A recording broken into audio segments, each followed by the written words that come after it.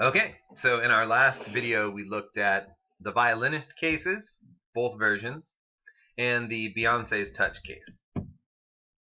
Remember, the major point here is that we're granting the fetus does have a right to life, but a right to life doesn't guarantee you the use of somebody else's body.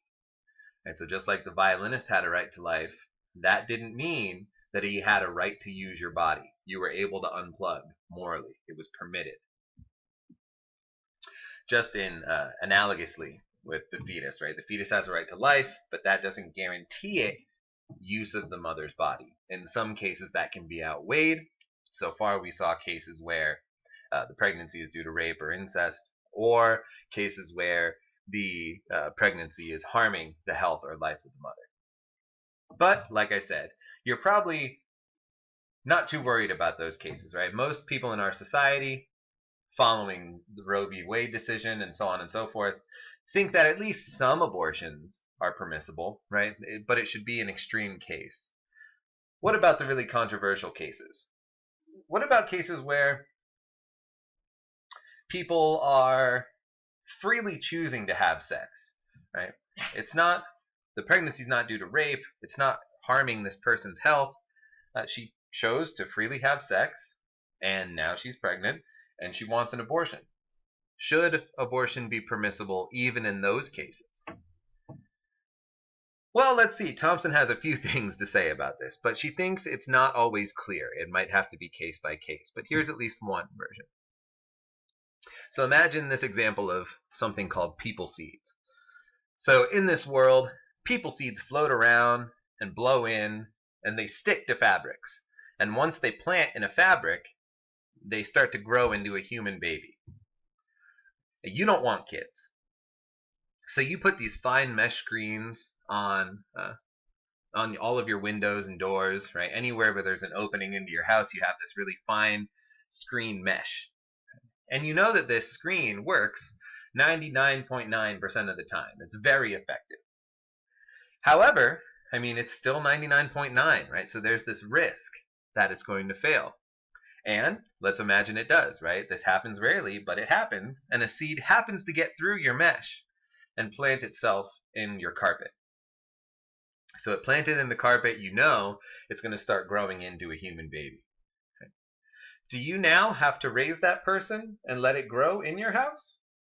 Does the person have a right to use your house? Or are you free at this moment to reach down, pull the seed out of your carpet, and throw it away? Think about that for a second, because you probably don't have a knee-jerk reaction to this one. You probably have to think about it a little bit. So take a minute here. Okay, so hopefully you thought about it. Now, people are a little bit more split on this one, but still many people agree here that you can reach down and you can pull that seed and you can throw that seed away, right? You don't have to let it grow into a human baby, and you don't have to care for it. It doesn't get a right to your house or your care just because it blew in against your wishes, right? So try and think of what type of pregnancy this would mimic. This mimics a case where you want an abortion, even though the pregnancy was a result of your voluntary actions, but it just so happened that you went to have sex and you used protection, right? You used protection to try and avoid a pregnancy, but it just so happened that you were one of the very few cases where the protection failed. So, if you thought that the seed doesn't have a right to your care or to your house, you're free to remove the seed and stop it from growing, then it seems like you should think the same thing in cases of voluntary sex where the protection failed. Why is this? Well, Thomson says it's because you took, in the people seed case, you took every reasonable precaution to prevent the seeds from getting in. Right? There's something else you could have done. You could have sealed yourself in your house completely and never left. Right? You could have boarded everything up so it was perfectly sealed, and you would have never had to worry about a people seed flying in and planting. But that's just not reasonable, right? We can't say, well, you either deal with people seeds and you raise them and give them rights, or you board yourself in for life. Right? That's not a good set of options. Right? One of those isn't reasonable. Putting up the screen mesh, which is 99.9% effective, is the furthest you can take it. Right? That is about as reasonable as we can get. It's a reasonable precaution. You took it, and it still just happened to fail in this one minority case. So Thomson would say, as long as you took every reasonable precaution, you can't be held morally responsible for accidents like that. So she thinks analogously, right? Outside of the people seed case, get back to actual pregnancy cases now. If you're having sex voluntarily but using protection, and the protection fails, well, then that's okay to still get an abortion in these cases because you took every reasonable precaution, short of just never having sex. Now, is that really analogous? It'll depend on how you feel about abstinence, right? But Thomson at least says, given how important sexual relationships are to people's lives, it's not reasonable to require abstinence.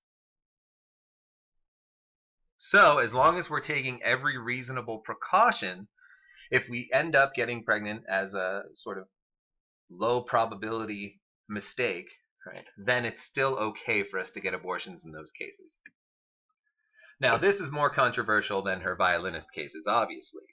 But if you agree that you have the right to remove the people seed and that never having sex just isn't a reasonable way to go to rule out pregnancy, then you should agree as well that when protection fails, you should still have a moral right to receive an abortion. So once again, even though the fetus has a right to life, it doesn't have a right to your body in all cases. Right? You tried to keep this thing out, and it still got in anyway. It doesn't get a right to your body because of that. Now, what about, let's not see that yet. What about all of the rest of the cases, right? So what about cases where you voluntarily have sex, but then you also choose to not use protection, and then you get pregnant? What are we supposed to do there? There, the people seed case doesn't work, right? Because you're not taking every reasonable precaution. You're not using protection at all. What do we do here? Are all abortions permissible for Thomson, even those where we're not using protection and getting pregnant? And Thomson says, no, we can draw the line at some point. The right to life is important, and it can't be outweighed in some cases. So far, we've been looking at cases where the right to life is outweighed. She also thinks there are cases where the right to life is not outweighed. So here's an example. Here's a really easy, clear example. Abortion is not permitted when the mother seeks an abortion simply to take advantage of a Groupon deal on a vacation in Japan that her pregnancy would cause her to miss. Okay, this just doesn't respect the right to life. If the only reason you're getting an abortion is just to go on vacation, then the right to life outweighs your choice to go on vacation. The fetal right to life doesn't give it a right to your body, but it at least gives it a right to life that outweighs your very minor life choices. Right? So we're taking it that this Japan vacation is a minor life choice. You can just wait until the baby is born, save up, and then go on the vacation later. Right? Maybe Groupon will have another deal in the future. Maybe you have to go somewhere else but Japan. The point is, vacation is not a strong enough reason to outweigh the right to life. The right to life clearly wins in this case.